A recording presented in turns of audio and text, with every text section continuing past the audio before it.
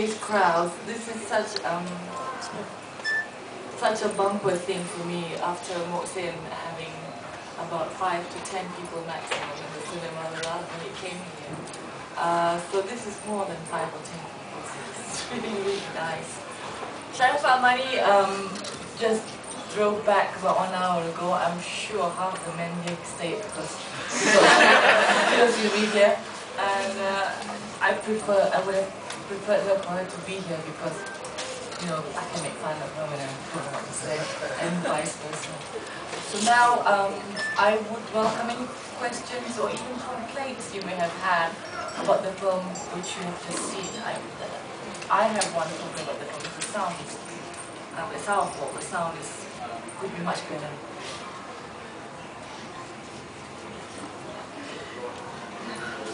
All yours.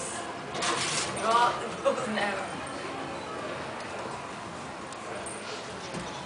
Was it difficult to understand?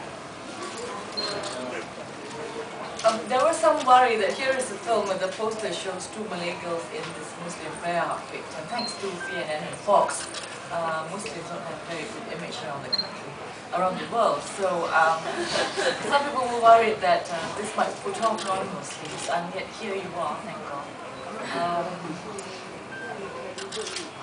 What made you defy the complete nonsense network and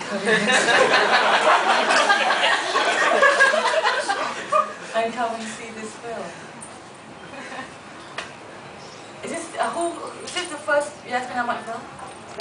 Most of it? Have you seen our films before? Yes.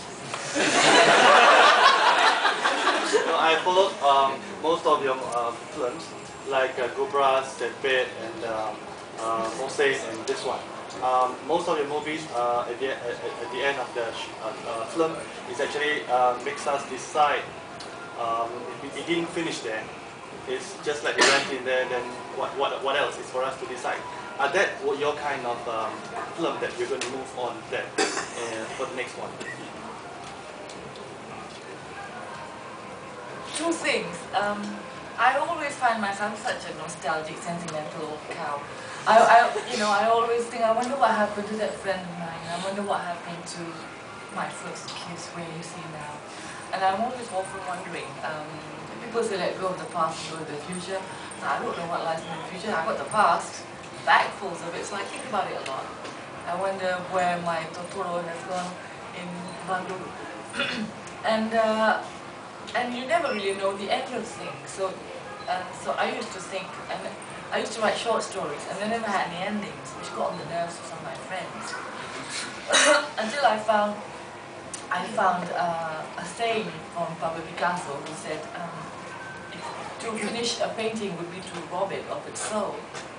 And I know what he means. But if I were to think, oh, you know what happened to Robert? He died.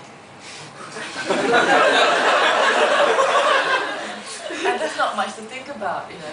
It's less romantic, less alive. The fact that he died, it's less alive. Then I heard that he'd gone to Germany and that he'd married this German lady who was about 20 years older than him.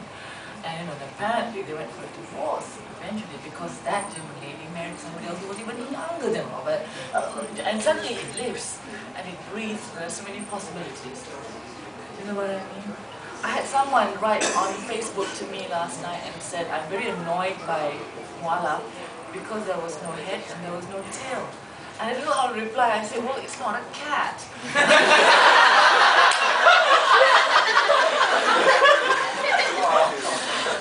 and then I said, well, yeah. So for me, I followed her most of from the very beginning, and I always look forward. For me, I'm looking forward for her next film, and all the time when I go, for the Malay film industry, especially in Malaysia, I think hers is something different from the rest that you can see.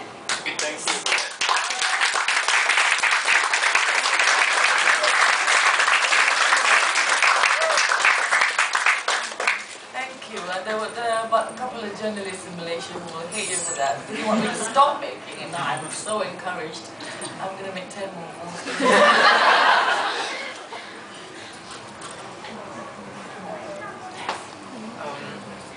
I noticed that both the main characters were scarred by the fathers.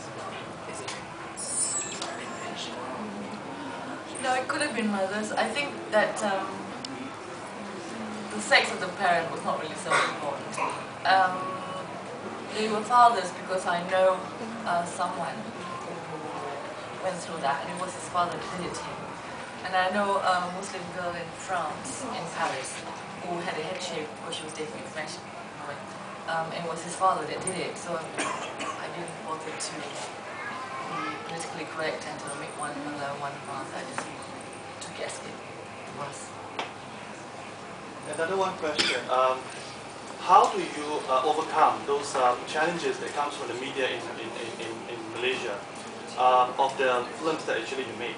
For example, most of it are more on a religious point of view, where like he actually holding on the Quran, and then not all the time we actually can accept that part.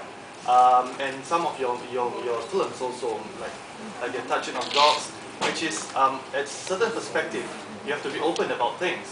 But how do you overcome all those critics from Malaysia? I follow those media cover for you. So how do you personally take that?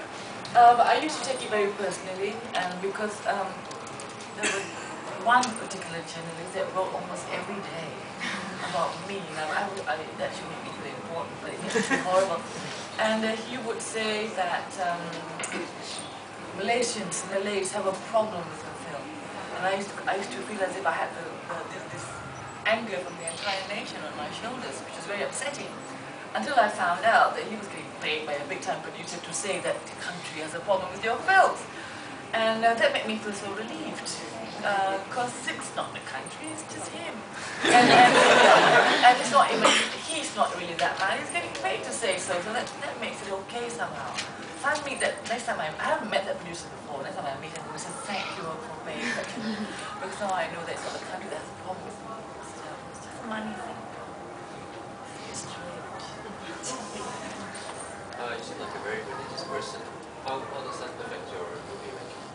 Filmmaking? I don't think I'm a religious person. I'm a Muslim. And I have no explosive under my body Quran, I swear.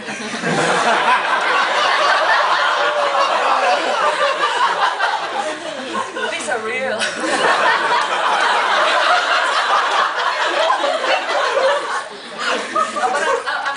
But I'm not what you might call an extremely religious person. I observe five prayers a day, unless I was traveling, then I collect them. How does that reconcile with my filmmaking? I'm absolutely ruled by my beliefs in the way I make my films. So if you took away that side of me, I might not make films. Sorry.